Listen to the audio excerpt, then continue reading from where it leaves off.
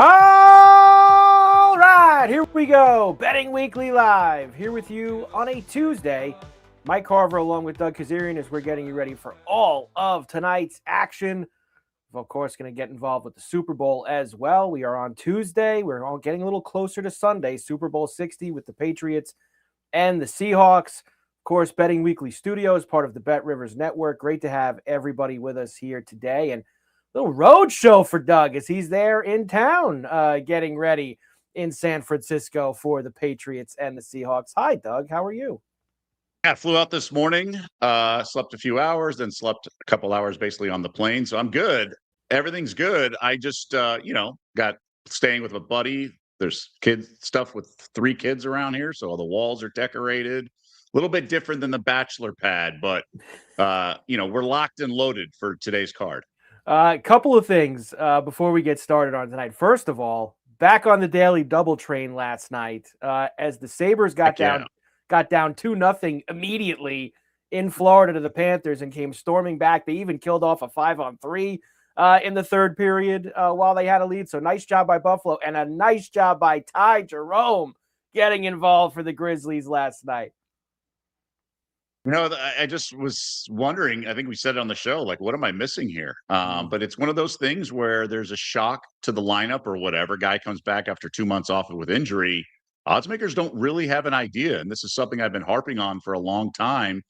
You always want to be sort of early to the party than late. And I'm very curious to see what happens tomorrow with the market, with his points prop and his assist prop, because I got some tweets that people laddered it up to 7 assists, and it was just awesome. So obviously we got there with the points, I think at halftime or maybe right after halftime, he hits a 3 and we were golden. And, I'm very curious what the market is, because I'm going to stay on this train. He had 10 at the half. And then he got it right out of the gate in the third quarter. I actually, Doug, I altered it up to 15. So I played him to 15, and he got there as well. I think it was like plus 240 for 15. So I went a little bit deeper there with him too for us. And the other thing is, and we'll discuss this a little bit more in depth later, but I thought the NBA trade deadline was Thursday, Doug. It seems like it's today with the way the NBA is just flying with all of these trades. I mean, we just had one right as we came on the air with Vucevic going to Boston and Simon's going back to Chicago in the deal. The Bulls have been very busy today. So it might be Thursday, but certain teams are moving today, Doug. That's for sure. It's going to be weird that are the Bulls trying to not get in the play-in, because it's a tradition unlike any other. In the spring, you get the Masters and then you get the Bulls in the play-in. And so I'm very curious to see how this all shakes out. The Celtics, interesting, like you said. I'm just trying to get my head, screwed on straight, because what does this mean for the Giannis dominoes after that? Are teams trying to clear up cap space? But really interesting to see what Utah is doing. My Jazz are going to have a big lineup with Markkanen at the 3 next year. So I don't think they're going to cruise to their win total like they are this year. They certainly, we shall see there with your Jazz. All right, let's get rolling here on a Tuesday. Of course, we are getting ready for the Super Bowl coming up on Sunday. Yesterday, we got involved with some of the offensive props. We're going to dance around with a few other things today. We will do a daily check-in on the line. And believe it or not, Doug, we haven't moved yet. We're still 4.5 and 45.5. No movement here on our end at Bet Rivers. Yeah, talking to odds makers, it doesn't really seem that we're going to get much movement, right? And that is fine. We've seen over the years, we saw, what was it? So the last Seahawks Patriots, I think we saw a change in favorite. Yeah. The Chiefs Niners only moved a little bit. All the action from the public's going to come within 48 hours of kickoff. So obviously that could sway things, because typically the public doesn't move a line, but in the Super Bowl it does because of the volume. But props are so popular that there's not as much money on the point spread as there was years past, even 5 years ago. So the handle on props, you're looking at like 60% of the overall handle. So that leaves 40%, and not all 40% is going to be on the side. It's going to be about 30 and 10. So maybe 30% of the handle is going to be on the side. But we are seeing some interesting bets come in. A couple of notables for Super Bowl MVP, $1,000 at Bet Rivers on each kicker. Each kicker getting it. Now, Borregales is 300 to 1. Jason Myers, 1,000 to 1. Sorry. Borregales is 300 to 1. and Myers is 100 to 1. So clearly the Seahawks kicker is definitely perceived to be more likely of the two kickers to win Super Bowl MVP. Well, let's start there. Since we're going to be talking about some of these props, novelty and otherwise, and defensive, etc. Let's talk about the kickers as you see these monstrous numbers for them to win Super Bowl MVP. We talk about huge numbers and narratives, and it's a quarter. The quarterbacks get it most of the time, and you got to really get deep in the weeds here, Doug, to try to find a path for a kicker. Now, maybe you can. I saw somebody the other day be like, 22-14 with 5 field goals and all this.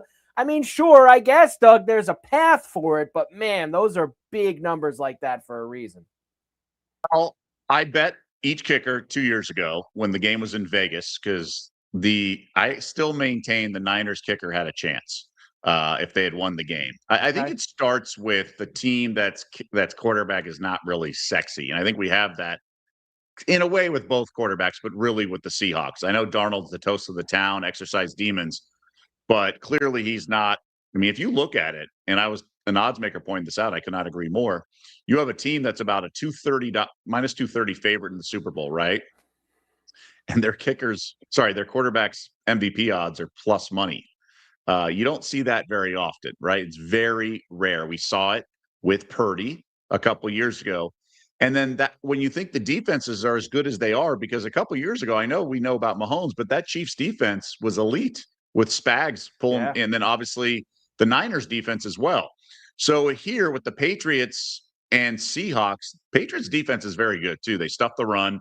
And so it doesn't even need to be 5 field goals. I think it could be a 13-10 game, so to speak. And it's outdoors.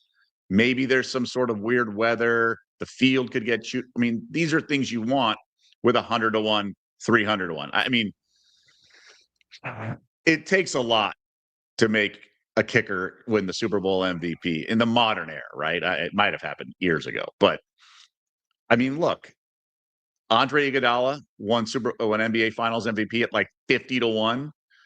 I didn't think today Hubie Brown would catch strays, but he did. So he's going to. So Fred VanVleet got a vote from Hubie Brown when the Raptors won the Finals MVP, and then obviously Kawhi got all the other votes as he should have.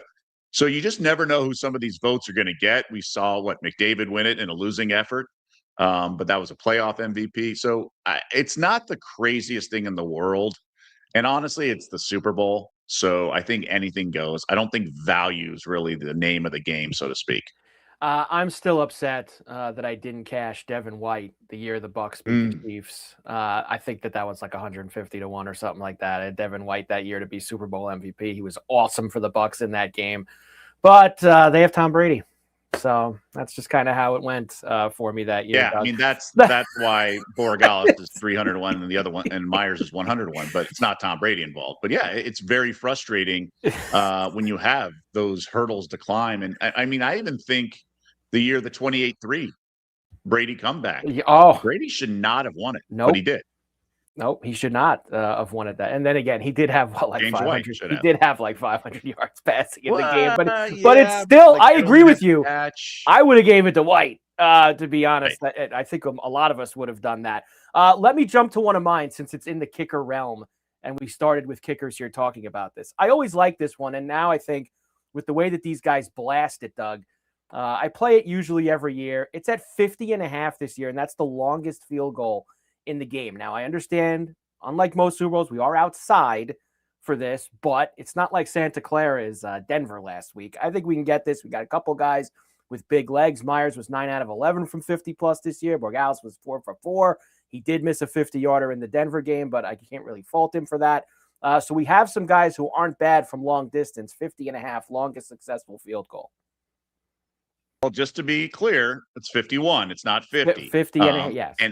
And these coaches can be fairly conservative. I mean, you want to lean on your defense if you're these coaches, and the nerves of one kicker's younger. I would side with the under.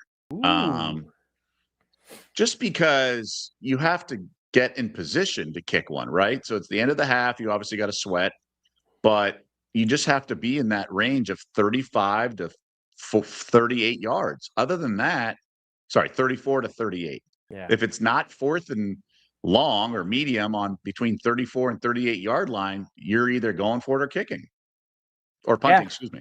Yeah. Look, and it's like you're going to need a little bit of a long one there. It's just these guys. I'll put it this way, Doug. They're much better at making them now. These 50-plus yarders. Well They said. are, Well said. and I think that also gets in the coaches' heads a little bit more. That I've got, especially Myers. I feel like you got some confidence in a guy who Myers can blast it from pretty far. All right, we've kind of buried the lead for too long here. We promised everybody yesterday that today on Betting Weekly Live we would get into the coin toss and the novelty props here. Let's go, Doug. Minus 103 at Bet Rivers, heads and tails. Come on, you got to have a side here. I may have softened my stance a little bit, just a little bit. So I've gone from like between, if we're on a 1 to 10 scale, I've gone from 13 to like 9.5. Okay. I think it's the dumbest thing in the world. I don't understand people who bet it.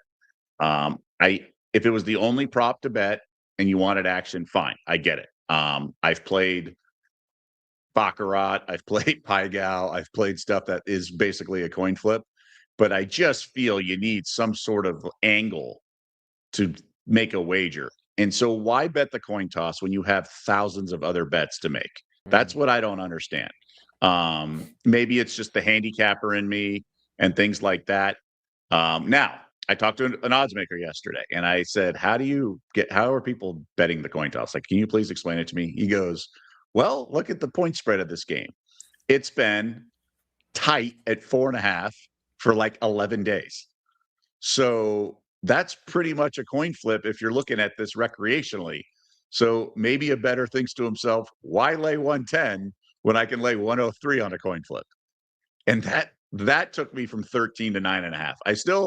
I still am vehemently against it. But if you're trying to put a parlay, same game parlay and a bunch of stuff, and you think minus 103 amplifies, I just would hate myself if I lost on betting the coin flip. You can literally bet on something a minute later on the touchback of the opening kickoff or whatever. And you don't need the action right away. There's NBA and college basketball all morning. I just don't understand. I have never bet the coin toss. I know people, I am friends with people who religiously bet it every year. And I just can't get there. It's like you say, it's just, well, why? I have so many other things that I can bet on in this game. I don't know. And report back to our loyal audience because we all want to know. Yeah, it's just it is amazing, the coin toss, but it's there. Bet Rivers minus 103 on both sides for us. And I did see some people in the chat box there. Somebody brought up Johnny Hecker, the year of the Rams Patriots Super Bowl. The worst Super Bowl I think I've ever watched, that Ram Patriot game. That was the Jared Goff year. And yes, Hecker was excellent. A lot of punts inside the 10. I gave out 100 to 1 prop that hit that year. Oh, is that right? No touchdown first half. Ooh, how about that? Nice and job. I talked about it for 2 weeks on my ESPN podcast. People were telling me to shut up, that I don't, this is ridiculous. And this is early on, right? This is like right after legalization. And I'm saying this is the dump, because the Patriots, and I was wondering about this for this year, because McDaniels is the OC, they never had scored a touchdown in the first quarter. They had only scored field goals. So you eliminate that. I thought Goff stinks, of course, against Belichick. And then you have the second quarter, and there was that one drive where they were sort of moving the ball, and Brady threw a pick. So no touchdowns first half, 100 to 1 cashes. Nice. Everyone loves 100 to 1 cashes. Nice job by you there. These leading rusher for the game, leading receiver for the game, things like that. There are some noticeable, interesting long shots that you can play on both of these markets, and the rushing one included, right, Doug? Well, I think so. And I think it's only going to get bet one way, right? The Drake May at plus 650. I think that's worth a piece. Obviously, we saw him do it in other games in these playoffs, but it comes down to this. Both teams stout against the run, particularly the Patriots, right? Yeah. One of my favorite bets last on the AFC Championship game, we got there. It took a 2-yard loss on the last carry for RJ Harvey, but the Patriots stuffed him and he was held to 39 yards or 38 yards. Look, I think the under's getting bet steamed for Walker of the Seahawks. Yeah. So this is going to be a unique game from a rushing standpoint. So I think you really just need to get one to break, and then plus 650 is interesting. Travion Henderson, he's got the speed and the breakaway ability. Now I know Seattle's defense is top notch and their tackling is excellent, but you're talking about McDaniels here scheming, and he's elite when it comes to play calling and things like that. I think that's what people. I think that's probably the storyline that's getting most overlooked is Josh McDaniels' ability to game plan. I was peeking at Henderson for the longest rush of the game, Right? not the most rushing yards for the game, but the longest rush. He's 9-1 for that. Now, look, it's no secret. He's been put in the cupboard a little bit here in the playoffs because he's awful in pass protection. You know, there's just a lot of reasons why Stevenson is kind of taken over. But we know the home run ability. What has he got? 450+ yard touchdown runs this season. 9-1 to have the longest rush in the game. Doesn't have to be a touchdown. Longest rush, period, in the game. I kind of like that with Henderson too, Doug. Yeah, I just think with all these things, you want to take sort of the variance, right? When there's a lot of unknowns and things like that, you want to lean into it. And I think I'm a big believer in leaning into variance. And when there are unknowns, and you, yes, more likely we're going to lose these than win these. But Yeah. I think these are nice payouts. You really only need to hit one. That's it. That's what it's kind of like. You kind of got the fishing rod out there and you're just hoping for a nibble. And if you pull one of the big fish in, you'll be in good shape. This one caught my eye. Seahawks total sacks in the game over 3.5. The Patriots gave up 5 sacks to the Chargers. They gave up 5 sacks in the second round as well when they played slipping my mind right. Oh, Houston gave up 5 sacks to Houston, gave up 5 sacks to Denver. All 3 games, Doug, 5 sacks. And now you've got a defense, arguably, maybe even playing better than those 3, over 3.5 at plus 133. So these are situations where I get furious because, I research the draft, bet a lot of money, and then I lose because the Patriots are dumb enough to take a alligator armed left tackle. And why they reach, oh, he's just a great guy. Oh, so everyone else is like a thug and a terrible locker room guy. It's like, they say these things because there's nothing else positive to say. But the alternative is not the case. So if they say he's this great guy and you can build it, he's a 15-year left guard. I'm like, all right, but you're taking him 4th overall or whatever it is, left tackle, So what do you know? Will Campbell's getting beat like a traffic cone because he's got these alligator arms. And so it's just nonsense. So yeah, I'm all for something like that. Now, obviously the Patriots know and things like that, but Right. there's only so much you can do. And then what happens is just reflexes take over and like you can prepare all you want, but mid second quarter, all of a sudden it's like, oh, sack or whatever. I don't think Drake May is going to do the backhanded toss to like Stidham did. So maybe it's eating the sack and live to fight another down. Both these guys, Darnold as well. So maybe that's going to lead to a few more sacks instead of throwaways or turnover trying to do too much. Yeah, it really caught me. It just stuck out to me, a little plus money there for something that, like we said, it's New England's had a tough time blocking everybody so far in this postseason against some very good pass rushes. There you go. Some more props for Super Bowl 60. Just check the weather here. Might be some rain in the forecast. Is that right, Doug? You're there now. Is that the word on the street out there? What is it? The coldest winter I ever spent was the summer in San Francisco, as Mark Twain famously said. Who knows with the weather in the Bay Area? Anything could happen. Anything could happen by the time we get to Sunday. I never look until like 24 to 36 hours before because they're never right anyway. Hit the like button for the fellas. It's free. That's true. Rob's got it there, Doug. Hit the like button. It's free. Just hit the like button for us here on the Betting Weekly Studios channel for Betting Weekly Live. All right. And we're going to do more Super Bowl tomorrow. Chris Massera will be back with us, of course. Pro Better will give his Super Bowl thoughts at the top of tomorrow's show, as we have discussed in past weeks here, Doug, as we know that Chris has some stake in the Patriots coming into Sunday. We know that before he comes on, but we'll get some more of his plays tomorrow on the show.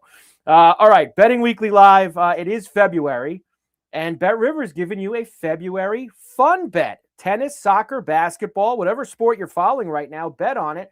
with a February fun bet. Betting Weekly and Bet Rivers have teamed up to give you a $10 bonus bet at Bet Rivers when you enter the bonus code BW201. That code again, BW201. Offer expires on February the 15th. Must be 21. Eligible players only. Gambling problem, call 1-800-GAMBLER. There you go. On to hoops. And we'll start with the college tonight because we got a heavy slate of college basketball on a Tuesday night. Why don't we kick things off, Doug, with number 3, UConn. They are home tonight just after 7 o'clock East against Xavier. This game is in Hartford at the mall, not at stores. On NBC Sports at just after 7 o'clock East, minus 17.5 for the Huskies, 147.5 the total.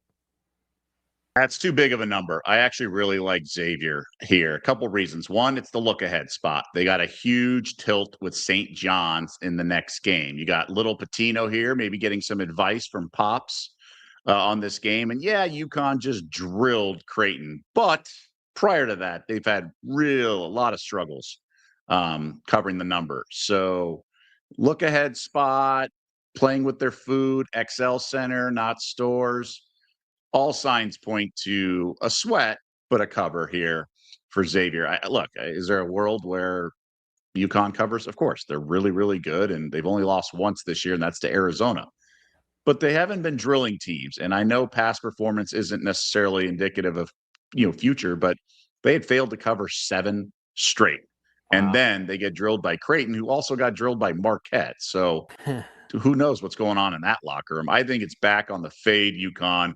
I thought this number would be like 14. So this is too many points, at least in my eyes. It does seem like a lot, 17.5, especially with this big game coming up. So we talked about yesterday with the look ahead before the big rivalry game, right? Yeah. Duke Carolina. And Carolina was laying a big number, and they're up $1 million. But look what happened. It lands 10. I think starters get pulled. A little bit of focus is lost. So obviously you don't want to go down 30 and need a backdoor like a miracle, but that's part of the equation of handicapping this game. This is not played on a spreadsheet. You got humans involved, knowing who's on deck, and they're not up for this game. They don't want to play this game. I'm with you. I think a week ago, sorry to interrupt. A week ago, Michigan State, they were down at halftime to Rutgers before because they had Michigan on deck, right? And they had to eke that game out. So these things happen. They do happen. And if we think UConn could be looking ahead to this big game against St. John's at the Garden on Friday night, then I think we can assume that maybe St. John's might be doing the same thing at DePaul as well. This game just after 8 o'clock East on Peacock. The Johnnies 9.5 on the road in Chicago, 145.5. Same thing. And I think this DePaul team's okay. I'm a little less interested in this because it's 9.5 and not 17.5, but DePaul's been playing better. Maybe a first half. I don't know. I'm not laying it with St. John's. I know that, but I like how he's changed. Patino's changed his rotation. He was complaining about not having a point guard after saying in the offseason that he didn't need one. Then he's complaining to his assistants. And then he went sort of I forget who tweeted it. I think Seth Greenberg or someone just saying he's what the Scottie Pippen route. So I think that's opened things up offensively, but again, humans involved, look ahead, classic, but the number's only 9.5. That's it. First half, 5.5 there for St. John, 67.5 there for the DePaul game. All right. Number 19, St. Louis, now 21-1 on the season, taking the trip to Davidson tonight. This is on CBS Sports Network just after 9 o'clock East. 8.5 for the Billikens, 149.5 the total. So we're seeing the world catch up with the Billikens. Obviously, they've been on a ridiculous run, and they're such a easy team to root for, right? And by the way, Kareem Abdul-Jabbar is like questionable tonight or probable like that. So that's something to keep an eye on. So we know they're 21-1, and we know that they're absolute beasts when they flip the switch. The one thing, I kind of want to take the points here, but they may not get an at-large bid if they botch things up in the conference tourney. So I don't want to. Style points. A buddy was bringing this up to me. He thinks style points are on the table, at least in the back of the coach's mind. I know, but it is something. I wouldn't put anything past the committee if they stub their toe a little bit. So that's given me a little apprehension. But I also think teams hit a wall. We're in February. I don't want to lay it either. Yeah, I don't want to lay it either. That's for sure. So first half, you got Davidson there, maybe first half in that one, 149.5 to 12 game. 4.5 is the first half number that Davidson is getting at home. Let's see. How about Duke and BC? Just after 7 o'clock East. BC is horrible. But are they 4 touchdowns horrible? 27.5 for Duke at home tonight, 140.5. This number is way too high.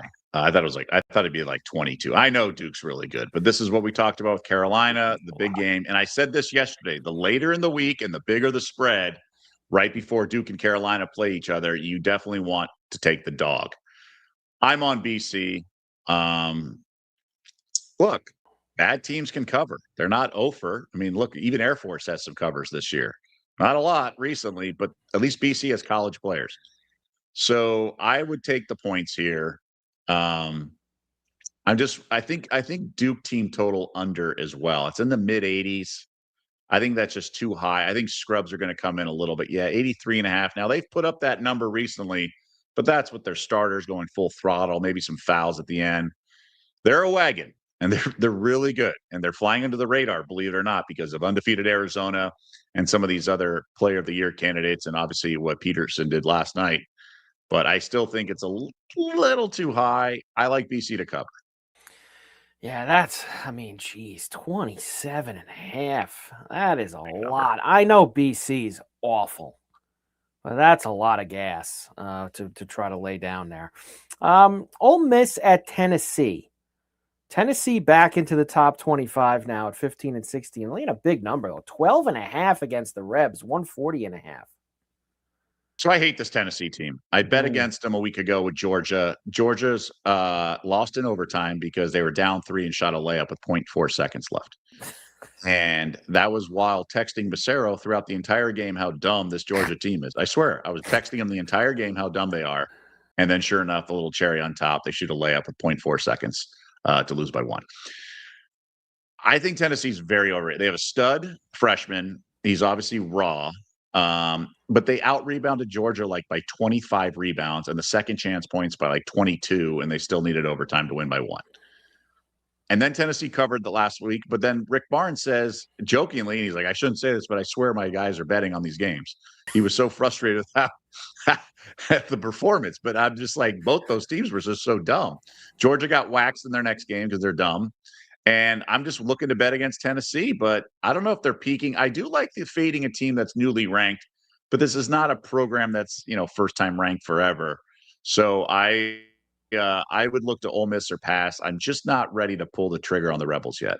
Yeah, no thanks for me. 13.5 now for Tennessee. Gone up while we talked about it there from 12.5 to 13.5 in that one. Of course, we love late night in the Mountain West on Betting Weekly Live. We got 4 Mountain West late night games this evening. Nevada into the blue court at Boise. 5.5 Broncos at home here. 143.5 the total. So Wolfpack got the nice win against their rival UNLV, double digits, pulled away in the second half. And I like Boise State in general in the last few years, and their coach is really good, Leon Rice, but they just don't have the horses this year. They're middle of the conference, sort of bottom middle.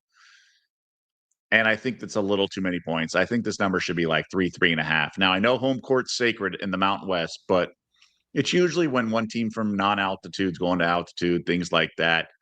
I think Nevada can hang around, keep this inside the number. We're seeing a tax that's a little too high in the Mountain West, right? Utah State was laying 7 last Saturday against San Diego State, and they won by 4 or 5. So I just think it's a little too rich here, because I wouldn't be shocked if Nevada wins this game. So I'm not laying 5. I'm taking the points, if anything. But the spot and the home court obviously favors the Broncos.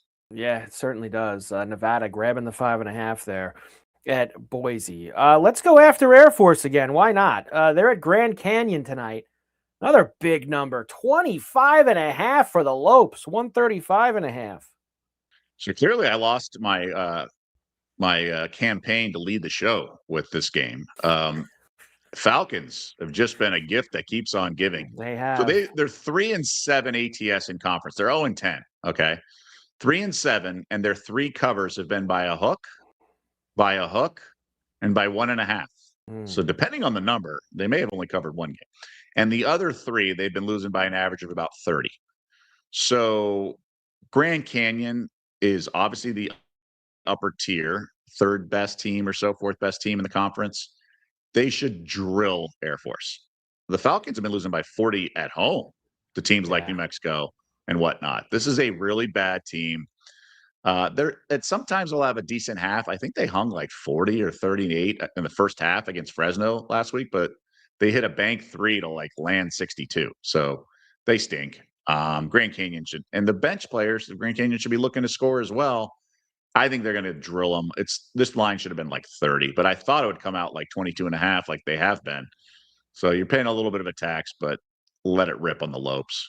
Tee it high and let it fly for the Lopes tonight against Air Force. And one more, Wyoming at the Aztecs, San Diego State. San Diego State minus 12.5, 141.5 is the total. This is just after 11 o'clock East on CBS Sportsnet, so a TV game tonight for the Mountain West.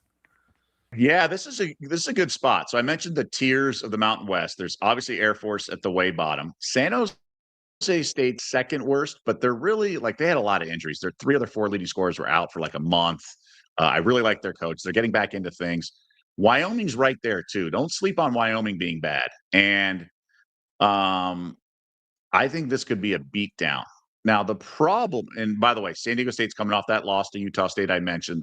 They have one other loss in conference. Their next game, they won and covered at home by double digits easily. So it's kind of a similar spot here. I just don't want to lay 12.5 with an offense like the Aztecs have. It's just, it's just a limited offense. I do think they cover because Wyoming's that bad. But the Cowboys are 0-5 on the road in conference play. 1-4. They beat Air Force, okay? But they're 0-5 ATS on the road. So the other 4 times they were underdogs and got drilled. And I think it's going to happen here. They're shooting 40.4% on the road in conference play. And that's including like Air Force. So they really, Aztecs have the 17th best defense in terms of efficiency in the entire country, obviously tops in the conference. I don't see the Wyoming scoring much. I like their team total under 64.5. I think this is going to be clamped down city. They're going to score like 54. It's going to be like 71-54. Maybe it's going to be even like 67-49 kind of thing, 52. I just don't think Dutcher's going to allow his guys to allow this Wyoming team to just chuck and duck and run all over him. I think it's going to be a lot of physicality, everything like that. And I just don't think Wyoming's going to be able to do much. And Wyoming's off a win, I believe. So they get the nice win at home. I think it was Colorado State. Now they got to go to San Diego State and get their, worked, just dominated by a bunch of men who are coming off a loss. I think it's a great spot to fade this Wyoming offense. Yeah, 64.5 with the way the Aztecs play D, especially at home. We can get in on that under for sure. I think I've learned my lessons, Doug, about the MAC. I'm not going to dip my toe in the water tonight, even though, you've got 22-0 Miami of Ohio in the Below in Western New York to take on Buffalo. Below. I've never heard that. I love that. The Below. I've only heard the buff. And they're, they're only 4.5 point road favorites. Buffalo's 4-6 in the MAC this year. Like, I don't know. It's a weird line, but I've learned my lesson. I'm not going after Miami of Ohio tonight. I'm not going to do it. It's just they've been a thorn in the sides. I do know the overnight line, I think, was like 6 in this game. No? Wasn't it a much higher?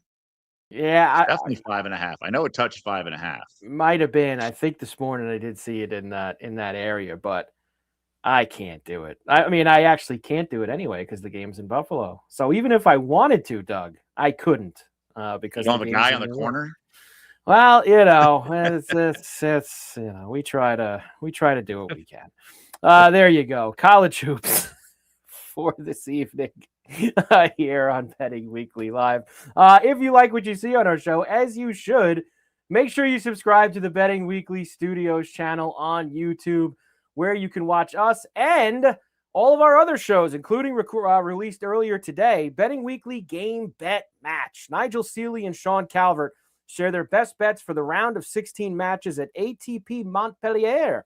So make sure you check out Nigel and Sean Betting Weekly Game Bet Match on the Betting Weekly Studios channel on YouTube. All right, Doug, let's do the NBA. Real quick, any thoughts on those late night Big Ten games? If the Mountain Ooh, West you is know not what? your cup of tea, Good point. I wanted to talk about flipping a coin. Those are coin flips for me. Thank you for reminding me. Indiana, a short favorite at USC tonight. Is this a Trojan? Is this a green light for the Trojans here tonight? Or I don't think I just can't. I don't trust the Trojans at all. But the spot favors them. I think it's a coin flip. I have no idea what's going to happen in that game. And I guess UCLA is laying the lumber with Rutgers, right, at home. I like the under in that game. It's been bet up a couple points. That's surprising because I think Rutgers is putrid. I think Mick Cronin stressing defense and how furious he is, and I think the legs are going to be tired after a double overtime game on Saturday. So, you know, I think it's a big number. It's come up a little bit to 142.5 there at Pauley, but the USC game also very, your guess is as good as mine there. Yeah, 13.5 for the Bruins tonight at home against Rutgers. I mean, USC was up 18, and then somehow Rutgers cut it to 1. That USC team, that's another team that's been impossible to figure out this year as we've gone through it. You just really can't. All right, NBA time now. Before I get to the games, we kind of mentioned this briefly at the beginning of the show. So you've had a bunch of trades today. The trade deadline's Thursday. Memphis sent Jaren Jackson Jr. to the Jazz, your Jazz. There, a bunch of pieces go with them. Walter Clayton Jr., Kyle Anderson, Taylor Hendricks, Niang, and 3 future first-round picks go to Memphis in that deal. You had this Chicago, Minnesota, Detroit multi-team deal. Jaden Ivey and Mike Conley Jr. to the Bulls. Herter and Saric to the Pistons. I don't know what Minnesota's getting back in that. Doesn't seem like much. Minnesota creates significant tax savings. I wonder what they're doing with that. And then we had Vucevic going to Boston, Anthony Simons going, and a second rounder going to the Bulls. So we've had a bunch of trades here, Doug, 2 days before the deadline. I'm just absorbing it all. I think you're right. The key part of everything you said was 2 days before the trade deadline. So we're going to see what happens next. A lot of this is cost cutting. The Celtics, because of the apron, saved like 20-something million, I believe. And we still don't officially know if Tatum's coming back. I think he was trying to squash those reports, but it's not ruled out necessarily. Vooch, he's a stretch 5, right? And they're playing a lot of Garza. So maybe that's part of it. I like Simons. I always called him kind of baby Curry when he was with Portland because he can do a little bit of everything. I mean, I love guys who can shoot the 3 or participate in the 3-point contest and also the dunk contest. So pretty impressive guy, but he's a walking bucket at times. I think the Bulls needed a point guard. So it'll be interesting with him and Kobe White and Giddey and everything. So, I mean, obviously Giddey's going to, run the point, but Simons can shoot. It's going to be very interesting to see how this all plays out. But Herter was coming off the bench, so I understand how he could be expendable. In general, I think this is a lot of cost cutting and a lot of setting the table for making a run at something else. Yeah, there seems to be a little bit of that going on. That's for sure. With some cost cutting and some moving some space around with a few of these teams. All right, let's get to tonight. A bunch of these teams are in action too. First, we got the NBC Peacock doubleheader just after 8 o'clock East. The Celtics are in that game in Dallas against the Mavs. Celtics -7, 223 the total. I don't really have a firm opinion here. Obviously, when there's a trade, the locker room is affected. Now, whether it's good or bad, who knows? Maybe they're just bulletproof and they know it comes with the territory and their names are in the trade rumors. We know Cat went under his points prop 4 straight games or 5 straight games as soon as he was mentioned in trade reports for Giannis. So I just have to kind of, take a seat back. Obviously, Dallas is kind of punching above their weight. Cooper Flagg's been great, but It's a whole lot of spare parts that are actually covering some games lately. I lean Boston just because of the firepower, but no Simons changes things. I still think the Celtics firepower is probably too much, but there's no need to get involved here. The second game, or the later West Coast game, 11 o'clock East for NBC Peacock. We will have the Suns and the Blazers in Portland. Suns the road favorite, -2.5, 219 the total here. My favorite bet on the NBA card. I really, really like Phoenix. I don't understand. I would have made this line like 4.5, but you know what? The market hasn't adjusted to the Suns. They have this single best record in the NBA right now, 33-17 ATS, 16 games above 500. That does not happen. And they've been great. We know this. Even with or without Booker, they've been so well coached. Nobody expected this, right? It was like a rebuild after trading Durant. You know, jail, they're in luxury tax jail, all that. They've been just fantastic. Here's some other numbers that impress me. 7-2 ATS as a road favorite. So rare to be in this spot, and they are it. And the favorite, the reason I like this, because I watched them play the Clippers the other night. They were terrible. In the second half, dead legs. Really, Clippers just manhandled them. I think they're too good of a team and care too much to kind of let this sort of domino and snowball. So I looked it up. Off a loss, 13-6 ATS this year. So just off an outright loss. Not only are they getting wins, they're covering.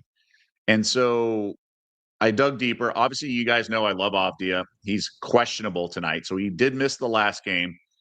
He's an all-star. He's been great this year. They're actually 3-3 ATS without him. So that actually is probably a good thing. It's just the fact that it's they're used to playing with him. But I mean, also Drew Holiday's questionable as well.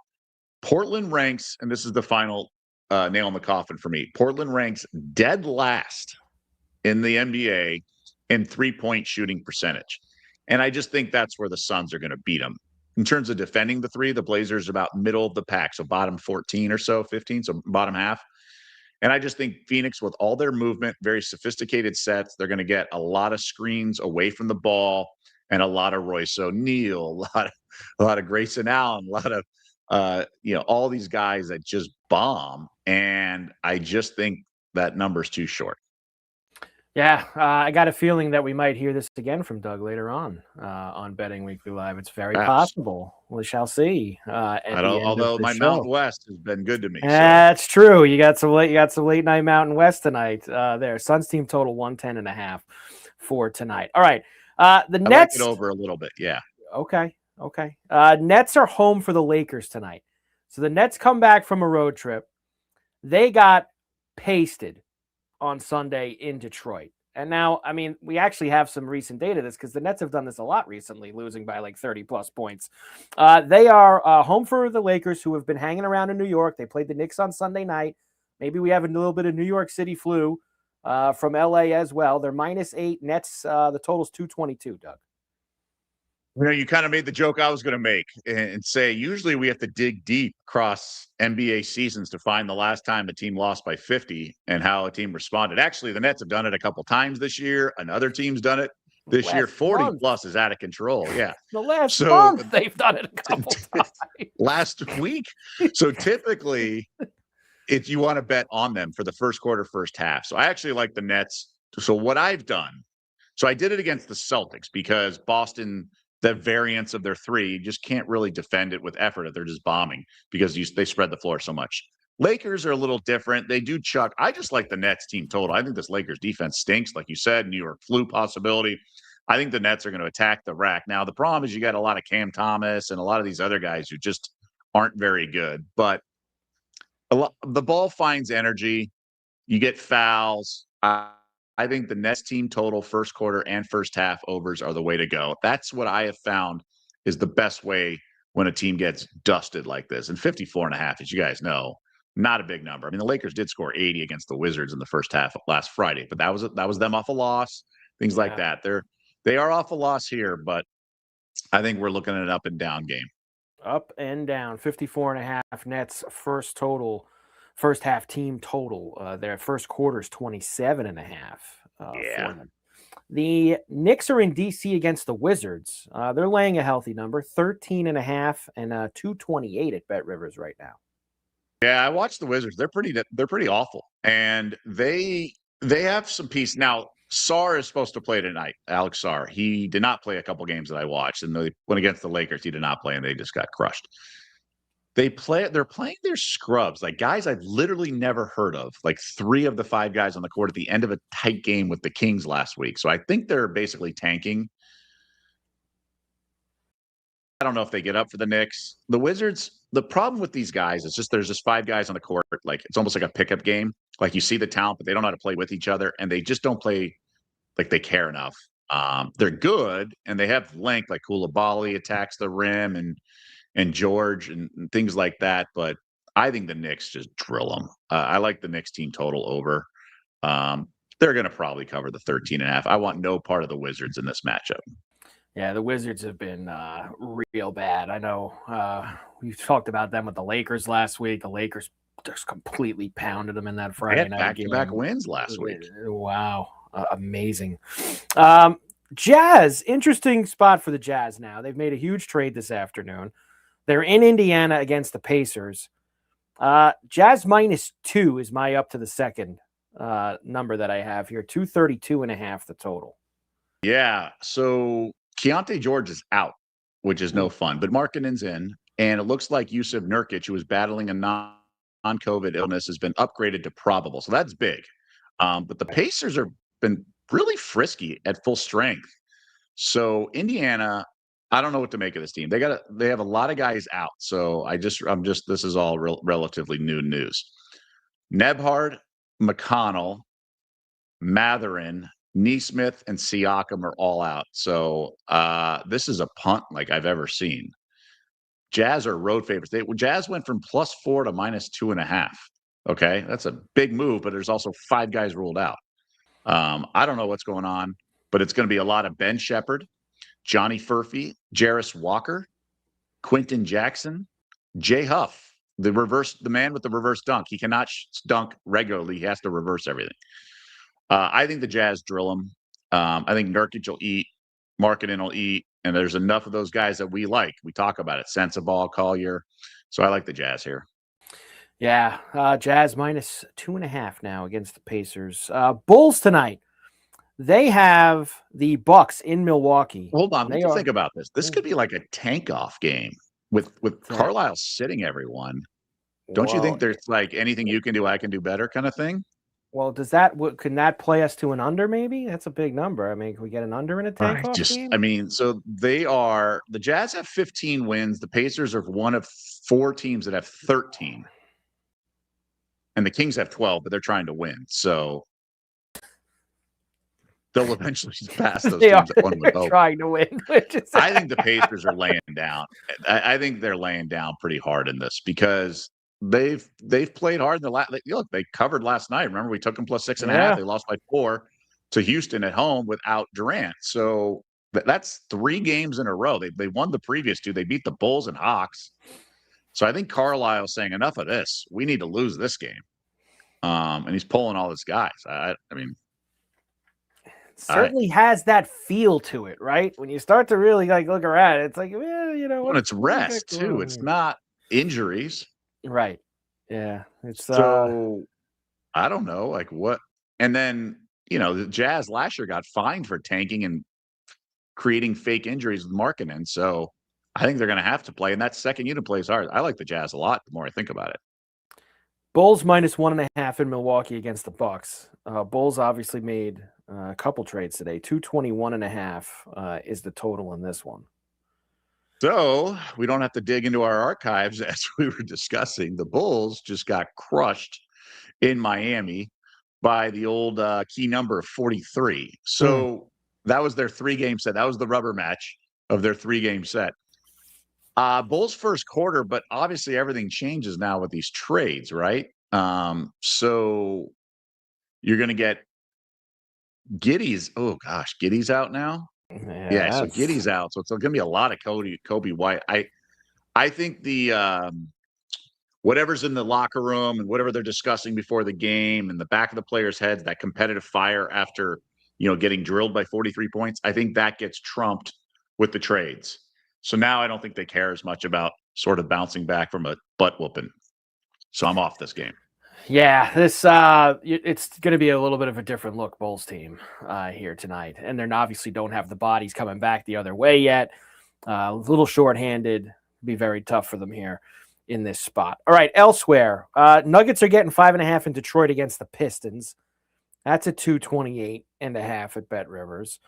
Hawks are in Miami against the Heat. Heat -1.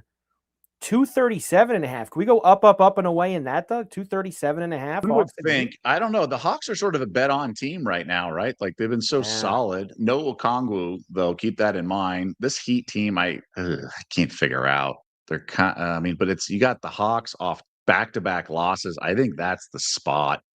I don't think much of this Miami team. In years past, I have, and I love Spo. I just think it's one of those weird years. Yeah, I have to roll with the Hawks here. Orlando in OKC against the Thunder, grabbing 8.5. This Orlando, I mean, honestly, they couldn't beat the Spurs the other night when they basically spanned the globe for the whole entire day. And Orlando was the hottest ticket in town coming into the season. Everyone wanted to bet them. They trade for Desmond Bane. It's all this stuff. You can have them. You can have them, but I also don't, I'm not crazy about this Thunder team, although Cason Wallace returning, he was the difference maker in the cover against Denver the other night. Yeah. Wow. And the only other one I got for you is the Sixers off a win against the Clippers last night. And we didn't even get to talk about that fiasco with Harden. I mean, that's another fiasco in the NBA. They're in Golden State tonight. Warriors -4, 222 the total. Well, I'll be in the house tonight. I don't know if that moved the line, but I'm going to the Warriors game tonight. Yeah.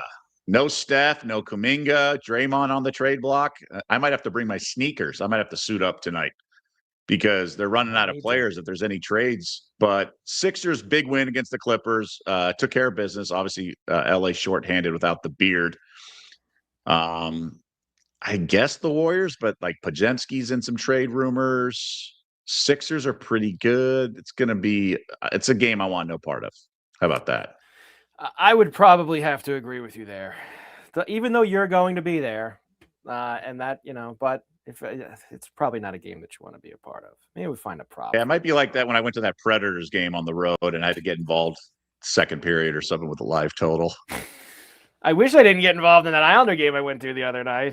I wish I didn't get involved there, but unfortunately I did. There you go, your night in the NBA. And how about this? Bet Rivers NBA midweek live profit boost. Players can log into their Bet Rivers at betrivers.com and receive an NBA live profit boost upon each login on Tuesdays, Wednesdays, and Thursdays. See the Bet Rivers app or website for full details. NBA midweek live profit boost tonight in the NBA. All right, hockey. 7 games tonight. We had a good night last night. Great job by you with the under in Colorado and Detroit. Got there. Got the over in Dallas and Winnipeg. Of course, we had Buffalo and Florida. We had a pretty good night in the pucks for you there, Dougie Pucks, in the NHL. Yeah, I saw it. It was a good read on, almost every game. Yeah, very good night. Let's go to tonight now. We do have a doubleheader on TNT. The Penguins and the Islanders get together. Both played last night. Both lost last night. This is basically a pick 'em now. -112 both ways, a total of 5.5. The Islanders are, they are playing Sorokin tonight. They didn't play last night when they lost in D.C. It's Isles or pass. I wouldn't play the Penguins. Yeah, this is the first game I thought of with Islanders. They're kind of all in on this game with the goalie situation. Yeah. But the Pens, no slouch. No slouch either. Look at this. D.A. Forrest going, let's go Pens tonight. He's got to be a Pittsburgh guy for him to say that to me here on Betting Weekly Live. The second game is the Kraken and the Ducks. The late night game at the Duck Pond. Ducks are big favorite here, but the Kraken have won 4 in a row. They've been playing some pretty good hockey lately, the Kraken, albeit they're better at home than on the road, but they got we always love those late night 6.5s too. Did we go with the over at the tank? I think so. This is at the Duck Pond. Yes. We can get an up and away here with the Kraken and the Ducks late night for those two. Here's a couple that caught my eye. I'm going to give you Buffalo. And I know I know it's like a broken record, Doug, but I mean, they don't lose. Like it is what it is. They've won 21 of their last 26 after beating Florida last night. Now it's a back-to-back. They're in Tampa against the Lightning, who've also been excellent for weeks. But You have the Lightning coming off the Stadium Series game on Sunday night. This is their first game since that. And I wanted to see, in the 26 games of this Sabre run, they've had 4 sets of back-to-backs. They're 4-0 on the second night during this run. So I'd say bet against the Sabres at your own risk. I want no part of that lumber. Now, it is the Lightning, and they're at home, blah, blah, blah. But the Sabres team's been great, as you've been pointing out. And this was, when I did the puck parlay this morning, this was 185. It's 155 now. So it's gone down considerably from this morning, too. It's Sabres or nothing for me here. I think we're going to go Sabres tonight with a little plus 155 there. Other one that caught my eye, Columbus in New Jersey against the Devils. So Columbus also red hot. They've won 9 out of 10. They've been excellent since they brought Rick Bowness in to be the new head coach. And the Devils are not playing Hughes tonight. Jack Hughes out of the lineup for them. So I think it's a little Blue Jackets go here at the Rock in Newark against New Jersey. Interesting. Yeah. Very interesting. Yeah. We got trash goalie alert. We do got some backups going in this thing too. Trash goalies. Steve loves to go after these goalies. Trash goalies. Perhaps a slam dunk over. It's a flat 6. I'm just going to play Columbus. I'm going to take them to win tonight in Jersey against the Devils. Here's the riddle me this line of the night. You always love when I give you these. The Flyers have lost 6 in a row at home. The Capitals head-to-head have beaten the Flyers 8 of their last 9 meetings against each other. Yet the Flyers are minus 132 tonight. Riddle me that, Doug. So typically what happens in these situations is the math guys shape the market, and the math guys, they've won 7 of 8. So that means 9 meetings ago, they definitely lost, because you'd say 8 of 9 otherwise, right? Right. And so they always play devil's advocate, and they're all about, whatever formulas and data points go into, but I do think it's matchup driven. And the Flyers are favored because they're at home, and, 8 games, 8 meetings is a small sample size, all things considered. But hey, we just talked about last week on Saturday, St. Mary's against Gonzaga, the head-to-head, they've now gone under 8 straight meetings. Yep. Yeah, and look, obviously the Capitals did play last night. The Flyers did not, so that'll also, factor in a little bit to the number as well. You have one team on the second night of a back-to-back. Other than that, Doug, you've also got 2 games where big numbers, if you want to lay them. Ottawa won last night in Pittsburgh. They're in Carolina tonight against the Hurricanes, but it's very big, minus 190. And Toronto won in Calgary last night, and they got to play second night of a back-to-back in Edmonton, who's minus 195. So kind of like the home teams in those spots, being on this, with those other teams being on the second night of a back-to-back. Yeah, the Leafs are dead to me after we had to deal with them against the Knights and everything. Plus 133, Oilers and Hurricanes tonight. Moneyline parlay, the 2 home teams, 2 better home teams, fresh. Plus 133, maybe. Perhaps a best bet for you. Perhaps it might be. I think that it's my turn to throw a little twosome in there for the best bets. All right, there you go. The hockey for this evening for us. All right, let's go. Before we get to the best bet, the daily double, etc., one more reminder. Pro bettor Chris Massero, of course, he's been with us a lot here during the playoffs. He'll be back with us tomorrow. We'll get his Super Bowl thoughts at the top of tomorrow's show here on Betting Weekly Live. All right, let's go. Best bets and the daily double. I'm tempted by this Hurricane Edmonton Oiler moneyline parlay that I just threw together, but I'm going to stick with what I thought I was going to go with at the beginning. I'm not going to move off of it because we know what usually happens there. I am taking the Columbus Blue Jackets minus 107 in New Jersey tonight against the Devils. 9 out of 10. Devils not playing Hughes tonight. I'm going with bonus and the Jackets here, Doug. Right. I like it. We got some emphatic play out of you. So we could have gone team total there because, the trash goalies and everything. Trash goalies. I know. You're back in your Columbus trash goalie. Columbus. Less trash. That's true. Right. I thought about taking Buffalo, but we took them last 2 nights in a row with the Sabres. I'll probably should, but I'm going to go Blue Jackets. I'm going to go with them. Well, I can't criticize you too much because Air Force is playing and I'm not using them as the best bet. So, I understand the apprehension, but I'm going to another trash team in the Mountain West. I'm going to fade Wyoming on the team total. I mentioned it earlier. Really good spot to back San Diego State defense, right? 17th best defense in the country in terms of efficiency. They're off a loss. They squashed their opponent the last time they were off a loss. I just don't want to lay 12.5 with that offense that can be anemic at times. Now, they should just manhandle the Pokes here, but I just think it's a smarter and safer bet to fade Wyoming team to score. So I'll go under 64.5 points for the Pokes off a win on the road against San Diego State, playing that defense angry off a loss. All right, so we're going for 2 in a row with the Daily Double here tonight on Betting Weekly Live. Columbus Blue Jackets money line in New Jersey against the Devils. Wyoming team total under 64.5 at San Diego State against the Aztecs plus 243. The Daily Double for tonight on Betting Weekly Live. All right, Doug, tremendous job as always. Enjoy the Sixers and the Warriors tonight out in San Francisco. Can you bet on curling? Mixed double starts tomorrow. Listen, I love the Winter Olympics. I like it a lot more than the Summer Olympics. And it's not just because hockey's in there. There's a lot of stuff that I do have some fun with. But I have not, Steve, dipped my toe in the curling yet. I will have to go. I can't say I've ever done it. I've done Russian ping pong for many, many weeks and months during COVID. But so therefore I can never take the high road or get off my ivory tower and speak down to any wagering. So yeah, in the same show, I mocked the coin toss. I admitted that I did, but I was handicapping Russian ping pong. Russian ping pong in the KBO, right? The summer of 20. How can you not? It was what we all did. And they like 5 of them look like characters in Mike Tyson's Punch Out. Oh, there was boy. Little Mac, there was Soda Popinski. Yeah, Piston Honda. Everybody there were a few in of there. those guys. All those guys. Yeah, it was like the most racist video game ever, right? It was all these, stereotypes for a lot of international fighters.